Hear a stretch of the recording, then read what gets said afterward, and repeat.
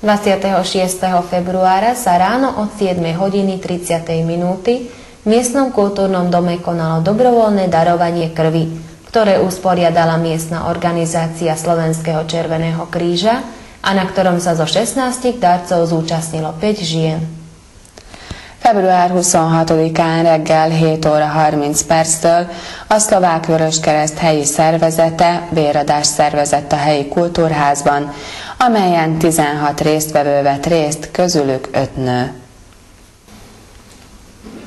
Darcovia museli najskôr vyplniť dotazník, po ktorom nasledovalo meranie krvného tlaku, telesnej teploty a hemoglobínu a len potom mohli darovať krv. Žiaľ, darcovia sa stále ťažšie vedia zúčastniť na darovaní, pretože nie na všetkých pracoviskách dostávajú pochopenie zo strany zamestnávateľa.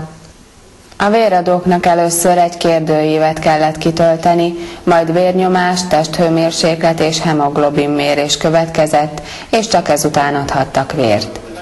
Sajnos a véradóknak egyre nehezebb eljutni a véradásra, nem mindenhol kapnak megértést a munkáltató részéről. V tomto roku organizácia usporiada ešte 2 akcie dobrovoľného darovania krvi v júni a októbri. O presných dátumoch vás ešte budeme informovať.